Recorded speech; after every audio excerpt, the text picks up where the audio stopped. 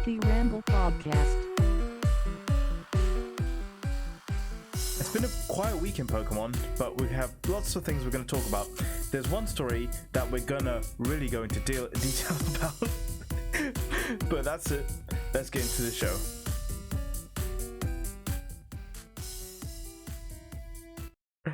That was a train wreck of an intro, but welcome to episode 45 of the PokeRamble Podcast.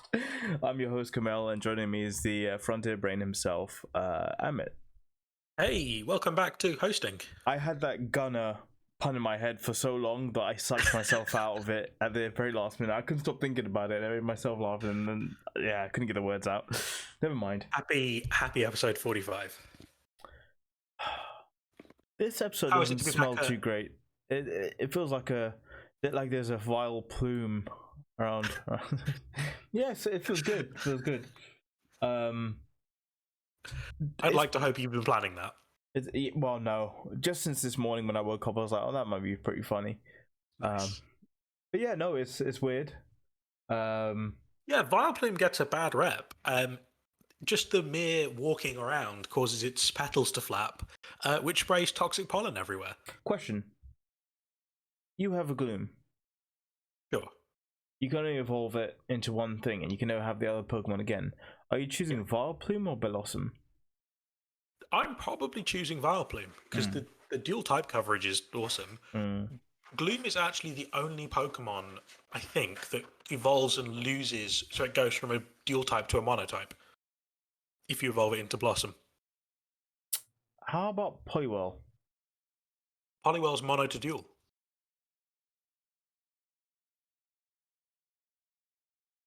You're racking your brains. You're like, no, I'm just trying to understand what you're saying. So, wait. So Poliwhirl evolves into Poliwrath, but then when it evolves into Politoed, it loses. Oh no, no. But no, yeah, you're right. Poliwhirl's water and goes to water. Yeah. No. I'm with you now. Okay, I understand what you're saying. That's unknown fact of the week already done. Boom! Amazing, that box. Amazing. So yeah, it's a quiet week, actually. There's a few things to talk about, I guess, outside of the usual news cycle. So let me just get into it real quick. Let me find where this other soundbite is. You know, I was just telling people that I'm coming back to doing content, and like it was my return to Simply Sassy vids yesterday. Nice. And then I honestly just realized like the Euros are happening in the next couple of weeks. Yeah, we're gonna have E3's happening as well in the next couple of weeks. Monster Hunter's update is happening next week. Final Fantasy Remake Intergrade DLC thing is happening on the 10th. Ratchet & Clank is coming out on the 11th. There's just a myriad of things going on. I literally said to Ben yesterday, I was like, might be taking another month off because football comes first. You know it's bad when a new Pokemon game's come out and you haven't finished it yet.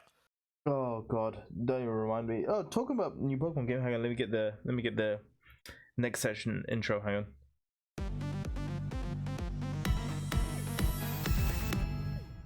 This is the section of the show that we call general news. that's where I am with this today. Sure. So before the show, you sent me a message saying that there was a mission in the game where you have to get 1 million like. Is that cumulative? This is Pokemon Snap we're talking about. Is this cumulative? You can have 6 photos up at once. It's cumulative across your profile, not those pictures. So if you put 6 up and then take 4 of them down and put 4 new ones up, it keeps the tally going. Amazing. So basically what you have to aim for is get like 10 likes a day for the next 100 years or whatever. Pretty much. Yeah. You'll get there. Yeah, it's a slog. I'll be honest. I think the thing is, like, maybe like every day upload a new photo and just hope one of them just explodes into fame. Yeah, my best so far is 400 likes, which I think is pretty good. But I think I've been, the way I've been playing Pokemon Snap is that I kind of not blitzed through, but I played the first few levels, and then there was one level that I really liked, and I was like, I'm just going to keep playing this one for a while and find out all the cool stuff that's happening. So I've basically played a lot of one particular level. Yeah. And now I'm going through the rest of the story. Oh, I thought you'd completely finished it at that point. No, I'm nowhere near the end of the game. Okay, that makes sense. I took a very hard stop off to try and mess around with a single Pokemon. Oh, that's cool. That's cool. I've just been playing a lot of Yakuza recently. I got another platinum the other day in Persona 5 Strikers. That was pretty fun. So yeah, I've just been playing a lot of Yakuza, and like knowing that the Monster Hunter DLC is coming out next week, and like probably it's coming out next week. And like the fact that we've got like big hitters like Ratchet and Clank coming out, it's like I'm in a rock and a hard place at the moment. All right. It's one of those things where, and I know we're not a gaming podcast, but I'll just say it anyway. But it's like I have these kind of swings where like I'll be primarily playing on my Switch for a long time, and then like, you know, my PS5 is not being touched. But then I'll have these moments where my PS5 is like all I'm doing, and my Switch is not getting played with. And I think currently right now I've switched back to PlayStation 5. So yeah, I'm very much the same way, and there's so many titles I need to play on the PS5. But I typically prioritize Switch stuff, mainly because like just playing games portably is so helpful that I'm not pinned to a single TV. So like if someone else wants to use the living room, or we got stuff going on, like I can just play it on the go. It makes a real difference. Yeah, I think the thing with the Switch is like if you're like, I don't know, in the car or something as well, you're not the driver, you can just relax and play some Switch, on those journeys and stuff like that. So, but yeah. That's sort of where I am with that. But hey, do you want to know why the episode was called "Don't Build the Walmart"? I have a bad feeling it's to do with the video that I saw earlier this week. Well, it's just a pun of like how they used to be like build the wall, build the wall. Right. I was just thinking, instead of build the wall, don't build the Walmart, because what happened in Walmart, Amit? Oh man. So we talked last week about TCG being as easy as 1, 2, 3 until someone pulls out a gun. Yeah. And that was in Target. This week in Walmart, there's footage of what looks like, 20 guys sort of in their 20s and 30s with shopping carts, what can only be described as bombarding the doors as they were unlocked at Walmart one morning, rushing for the trading card section, lots of fighting, lots of grabby. What is happening to our lovely world of Pokemon? So one person described it. I read the article. This is from Kotaku. One person described it as it turned into a stampede, where usually things are quiet. People are walking civilly. And he just said like someone started rushing, and everybody else started rushing after him, and like it just became a whole thing, and staff were shocked and stuff like that. And I've never seen a situation. Like Black Friday is obviously bad, and particularly in America, Black Friday gets an awful rap. But I've never seen people go this nuts for a product that's not, or that's routinely stocked. Like this is not some crazy deal. I will say I've seen some very funny Black Friday, and it's funny to me because people are stupid. But I've seen like people fighting over toilet roll, for example, at Black Friday. Yeah. Something simple as that. Not during the pandemic. This is during Black Friday. Just because it's discounted. It's absolutely Well, that's insane. my logic, right? So my logic is that for Black Friday, you're going because it's promoted and on sale, right? Yeah. These guys are just going because there's stock. Forget it's not on sale, it's full price. They're just going because it's stock. Yeah. And I saw this Instagram guy, one of the Instagram guys that was there. He was there primarily to resell all this stuff. I'm sure most of them were. But how do you, and I asked myself this question earlier in the week, right? How do you as the Pokemon company deal with this issue? Because on one hand, obviously, right, not all attention is good attention, but this is obviously doing wonders for the sales of their trading cards, which have really kind of they can't print enough at the moment. They're trying their best, but they just can't print enough. And obviously, the more you print, the more you start to devalue special cards, right? So one of the reasons why certain cards are so special is because they are very, very limited in print and incredibly rare. So maybe it doesn't devalue it to the Pokemon company. It devalues it amongst the people who are holding it. So it wouldn't be negative for the Pokemon company to now like just print more packs and have more of them out there in circulation. Here's the thing, right? Because there comes a tipping point where your cards are no longer valuable. That the scalpers and the people don't want to buy up all the stock. Oh, I see. Yes, you're right. Yeah. It's a very narrow balance. Yeah. Between enough stock that it's a luxury lucrative. Yeah. But not so much stock that it's commonplace. It's a very fine line to I think Pokemon Company would be sort of trying to make sure that they don't get a bad rep, even though it's not their fault. general media will do anything to connect two things together. And then that's when you have the parents being like, well, no, you shouldn't be getting into this. This is a dangerous hobby. Look how people fight. You shouldn't be into this thing. Blah, blah, blah, blah, blah. So yeah, it's they're stuck between a rock and a hard place. And I don't know how they're going to rectify it. I'm hoping that, after COVID, is over and whatever, or like once we've got it under control and stuff like that, the Pokemon Company can find a way to, get more factories printing out these cards and, being able to ship them out to people. Like, you're absolutely right. I can't remember a point in my life where I've struggled to find a packet of cards for Pokemon till this moment. Or like, I remember getting that Shining Fates Pikachu box because I remember you were looking for it and I was looking for it, and we both got it at close to retail price. But then seeing it 2 weeks later and it being jacked up by double, maybe triple the price, it was mind-blowing to me. I can't believe we're at this sort of moment in Pokemon history. And it's been the last sort of year.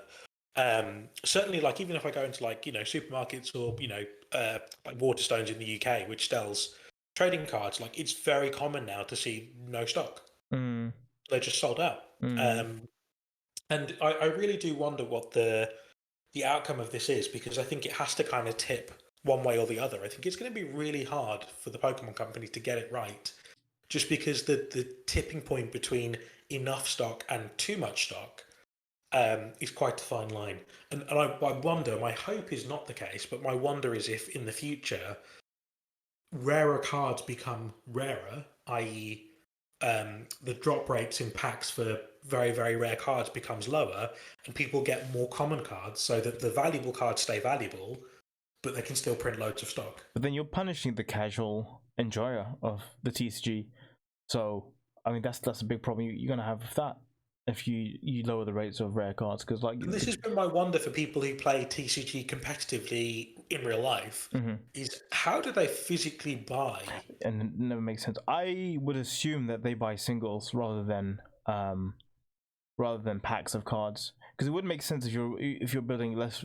If you remember that Blastoise EX sort of deck that people used to run back in, I think, 2016 or 2017. But like, I would assume that you would just be buying the water energies and buying the specific Blastoise card individually, rather than trying to buy like 50 packs to try to get 2 copies of the one card. Absolutely, but that is not a cheap hobby. No, of course not. No, it never has been. It never will be. And the prizes for TCG, although they're, when you get to the big leagues, there are some £1,000 prizes up for grabs. In the lower leagues, you're lucky to win 25 quid for winning a tournament. I went to my local and I entered the tournament there, and it was for Gen 6 Breaking Fates. That's what it was, and I paid a £20 entry fee, and there was no prizes for winning, but the £20 entry fee was for you to get the pre-release packs and stuff like that and enter the tournament. So yeah, you're totally right. You're not getting anything out of it more than the cards most of the time. And I mean, I remember the days back when I used to play TCG online, and even in the online space, building a deck, if you were to buy, quote unquote, buy the cards you needed for the top tier decks, you're looking at like a £40 investment, and that was online. And I can only imagine that in the real world, just trying to get your hands on, I don't know, 3 copies of an EX or 4 copies of a VMAX or whatever it is, can't be cheap. Who's to say? I just hope you're not running a fire deck with Charizard. Otherwise, you're fat out of luck. Yeah. Well, the good thing, I mean, the one good thing the Pokemon Company do is that with cards like that Charizard, the one from Shining Fates, the shiny, they'll do promos that are like in a deck box that you can buy. Of course, yeah. So there is a way around that, which is very good. Is that one of the current shiny Charizard? Yeah. I don't know if it's out yet. I don't know if that deck box is out yet, but there'll be a non-shiny Charizard VMAX. Oh no, I've seen that card before. No, I don't. Yeah, it won't be shiny. And bear in mind that the one in Shining Fates is a reprint of a previous Charizard, just shiny. It's not new to that. It was the Vivid Voltage Charizard. You're right. Yeah, I think it was. Anyway, that's that really. Walmart, more like Wally's in Marts. Haha. Okay, we're moving on. There you go. So you want to be a Pokemon Masters, or that's why I assume. Oh god, I forgot this. But episode Vileplume, he was like a Vileplume with a gun, and that's supposed to be for the Walmart section. But never mind. Too late. I found that on Google. Someone's gonna tune into this podcast at that moment and just be like, "Why is Vileplume holding a gun?" Yeah. No Well, context. you're gonna have to listen to find out. But hey, there's an egg event going on, and I think you were saying the Vulpix is the only thing of note in this batch of Pokemon. Yeah, it's a fire type egg event. You can get shiny Charmander, shiny Magby. Shiny Magby's new. That's cool. And then the Vulpix has Sunny Day. Tech Vulpix has Sunny Day, which is a very hard to come by move in this game. Only one other sync pair has it at the moment, so really handy for Champion Stadium where you might need 2 Sunsetters for a specific team. Vulpix does the job. I was thinking that when I was doing my Champions Stadium run the other day. I was thinking, oh, it would be nice if I had another Sunset. I'm like, oh, well, I don't, so never mind. But you got your Magby in the first egg you ever hatched. Yeah, shiny Magby in egg number 1. Very lucky. Yeah, just bad and lucky. But my only holdout is that I currently only have a 2 passive Tech Vulpix, and I desperately want 3 because it gets like sunny healing, so it heals itself in the sun, which is super helpful. Christ, just get over it. No one's ever going to use it apart from you. All right. Anyway, I can absolutely see myself in Champion Stadium every week using a nuke team with Charizard and a nuke team with Leon. Like Red and Leon separately, where I need 2 Sunsetters. So I can see that's possible. Or you could even, for grass stages, be a bit cheeky. Get Lyra, hopefully when she's got an EX. Get Silver and Vulpix and, do some damage. Do some real damage. The only downside to Solarize on both Lyra and Silver's Pokemon is in Champion Stadium, you ideally want to kill off the battle by the first sync as much as possible. And that's why I think if you've got Lyra, that's EX, and then you've got the Vulpix there, Vulpix can sort of set up the sun so, Silver can start hitting off Solar Beam straight away. And that makes sense. Yeah, and then Lyra gives you a double buff on Silver, because you can't sync with him, obviously. And then, your Solar Beams just go to insane levels of strength, because it's quite a high power move. To be fair, and it's Silver, 2 bar as well. Yeah, that's nice. To be fair though, although Silver lacks EX so that he hits AoE, his sync is ridiculously strong. But I'm saying for grass stages, you probably just want to get support sync off. We didn't talk about this last week actually, because I think it's a very minor point in the dev letter. But I hope they don't ruin Solgaleo. What happened to Solgaleo? He's getting a grid. Oh right. Well, you can't ruin something that's already average. The grid can only get him better, whether or not it's just extra stats or. Yeah, I hope they give him a decent grid. Because he's very self-sufficient. Yeah, but it's. Yeah, you're right, but I think I've never been I think he's just too slow to use. That's the only problem with him. Fair enough. Yeah. Well, hopefully. But guess what? You got more options in the game now, with Hilda and Ethan having the EX unlocked, which is really cool. People went nuts for Hilda EX. Yeah, everyone was like, it's a great design, it's a great Pokemon. I was like, great. I'm glad that people are loving Hilda EX. Yeah, when Hilda came out, I think everyone's main problem with her was that she just kills herself too much. But now, she's gonna be perfectly fine. She's gonna be perfectly fine. I mean, Standfast 15 is helpful. Yeah, pretty much. So yeah, that's pretty cool, and obviously you can scout them as well at the moment with Serena in a Spotlight Scout. So if you're so inclined, go for it, but I wouldn't recommend it personally. And the last thing to probably note. There's 2 more things actually. One of them is the 2 Champions event is being repeated, and that's starting on Tuesday. I think from what it's the 3rd rerun of this event. Second, I think it's the first time we've ever got a rerun of it, ever. Oh, okay. Yeah, I don't think we've seen. I was looking at the date of the original on Cerebi, and I was like, "There's no way I played this event," but I've got the medal. Really? Yeah, that's why I'm thinking it must be the 3rd rerun. I think it might be just the second one because no. I could be wrong. Either way, it's rerunning. That's something for you to check out for next week for a corrections or whatever. Sure. But yeah, no. Oh, do you know what it might have been? It might have been for the anniversary, but it wasn't this event. It was the 3 Champions event. with Stephen. No, I've still got the medal for this particular event that we're referring to. Either way, You'll have to check up on that.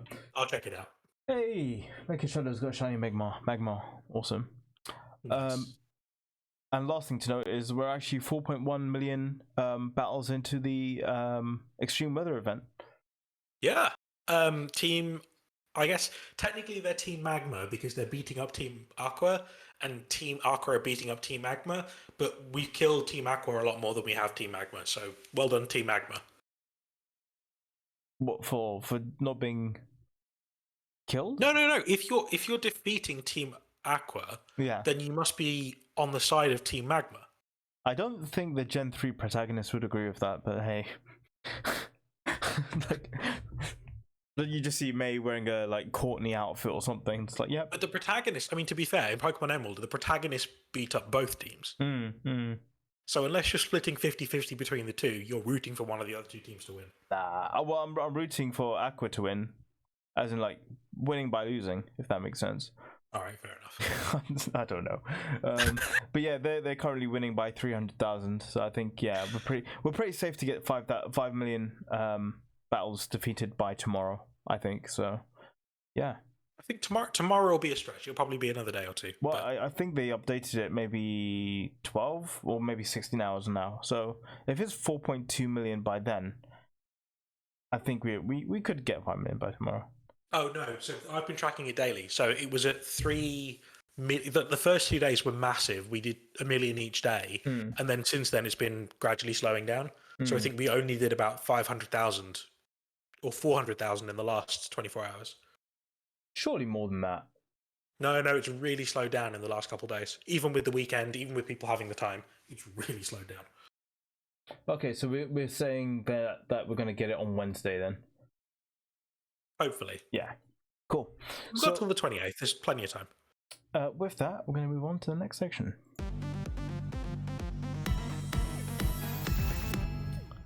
Oh my god, this whole entire time I had pictures. Oh, I had the pictures up, thank god. So this is what's Pokemon going on. I'll tell you what's going on. Your boy called it. Well, my friend had said to me, this is a long time ago, is Gibble going to get a community day? And I said, absolutely he is, because Gibble was one of the rarest Pokemon in the game. Yeah, and you were talking about how much of a big deal this is. Yeah. Because of how rare it is. And here we are. Gibble is getting a community day. Not only that, it's going to get one of the best ground type moves, which is going to significantly improve it. It's still going to be worse than Landorus T, but it's going to be so easy to get Gibbles now, shiny Gibbles as well. And actually, Mega Garchomp's going to be one of the most hardest hitting ground types in the game. So yeah, we're getting this Gibble community day in a couple of weeks' time. Very exciting. Very, very exciting. There you go. So yeah, that's what's Pokemon going on. There's other things. Marrow Spotlight Hour is on Tuesday, the usual Spotlight day. You got the Luminoid Legends Y Part 2 event happening. A reminder that Sylveon's going to be available along with Shinies, Galarian Zigzagoon, because those milestones were hit. There's a special weekend where you can open gifts, for up to 40 gifts rather than the usual 20, and then the trading range will also be increased to 40 kilometers. So get trading with your faraway friends. In the Americas, Japan, and I think it's Mexico as well. You're going to be able to catch unknowns, and I think the shine rate of EVs are going to be boosted as well. So if you're them, lucky you. But this will be happening next weekend. It's a very bitter lucky you. Yeah, lucky you. You'll be getting unknowns for each letter, so or letter of the country. So lucky you. But that's it really for what's Pokemon going on. Oh god, Mecha Shadow, can you believe it? And I'm actually mad that I didn't think of that. But hey, we're gonna move on.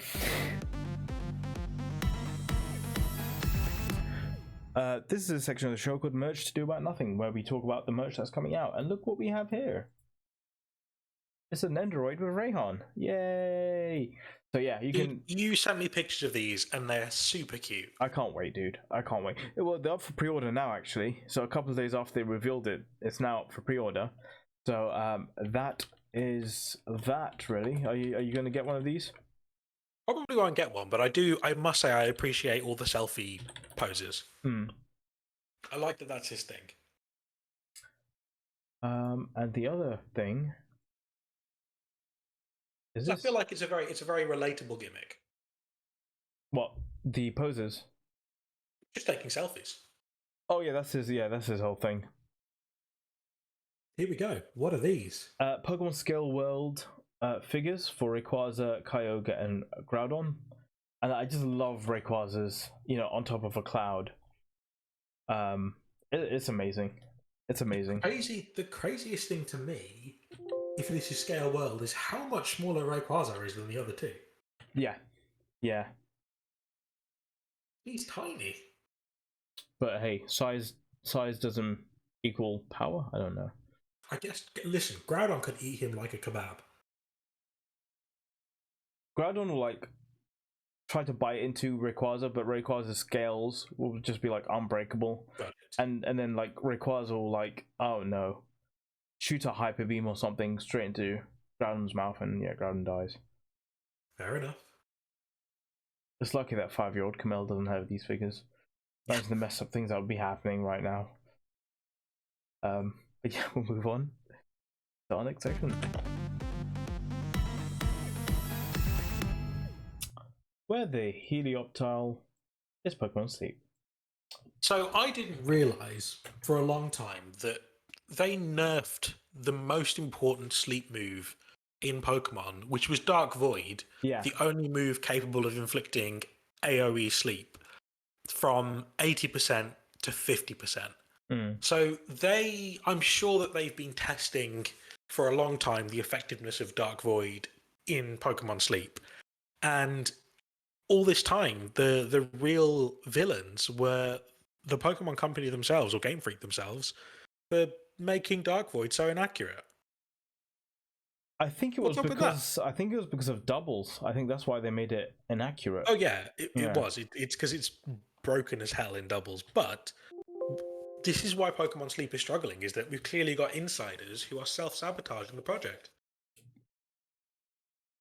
I'd like to say it's you that's caused that to happen. You think I'm personally the reason Pokemon Sleep isn't here? What if they nerfed it and hang on. No, now it's coming to me. So they nerfed Dark Void. They haven't got the original sort of script or code for the original Dark Void. That's what they were relying on for Pokemon Sleep. And now because they can't find it, they've had to delay Pokemon Sleep to try and find the original sort of code for original Dark Void. Because the current one is not going to work with the public.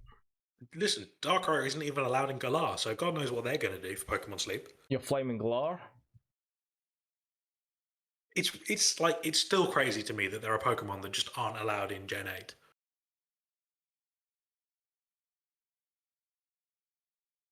We're gonna get there. That blows my mind. We're gonna get there. Go ahead. But the actual thing I was going to talk about with this section of the show is, obviously last week we talked about potential rumored Pokemon presents. We haven't had any detail of it so far. So I think if we don't get anything next week, I think we can just forget the idea of having one, probably, before E3. You mean having a present? You don't mean Pokemon presents. That's fine. Yeah, that's my other question is if we do get a Pokemon presents, do they finally talk about Pokemon Sleep? If they don't, listen, everyone in the chat will be asking for Pokemon Sleep. Yeah, I mean, Mecha Shadow says, it's crazy to me that we haven't heard anything about Pokemon Sleep. Yeah, not even acknowledgement about Pokemon Sleep. We haven't had anything for over 600 days or 700 days at this I've point. been sending letters daily. Have you really? No. Can you start doing that? Alright, I'll start addressing letters to them daily.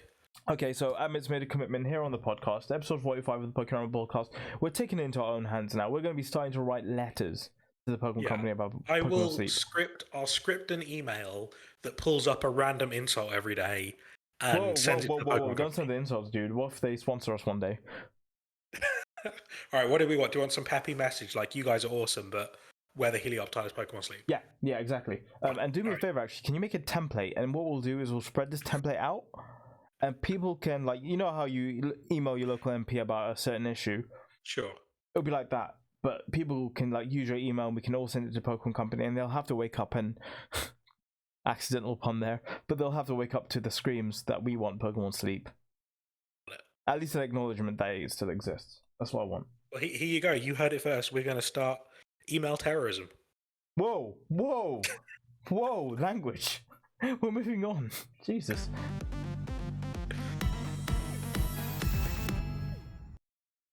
It's the unknown fact of the week. Where's Pokemon Sleep? Unknown fact of the week.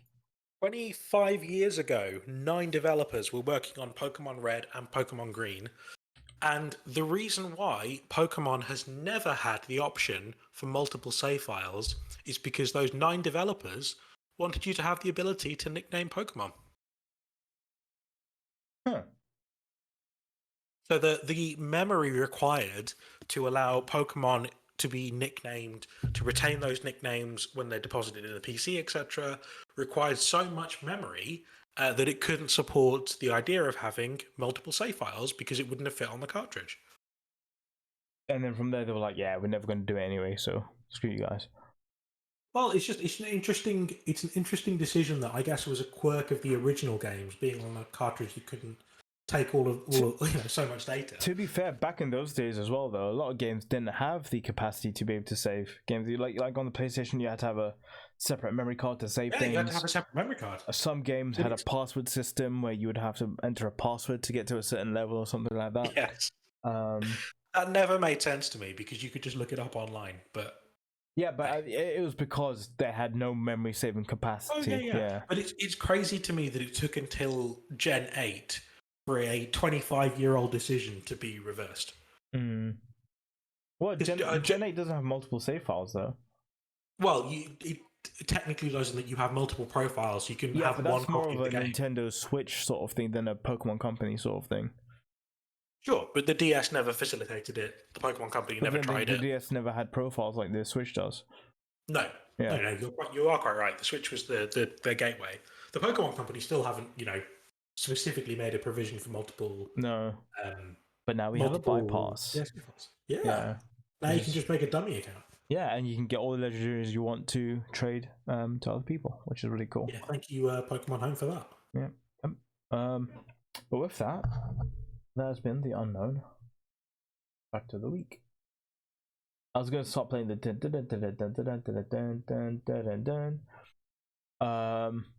we got a comment in the chat from Mecha Shadow that says you don't need sleep, you need Pokemon sleep. It's true, but I'll take what I can, In the absence of Pokemon sleep, I have to rely on sleep. It's just, it's like I'm a hostage to Pokemon sleep at the moment, and it doesn't even exist, which is really, really, really shit.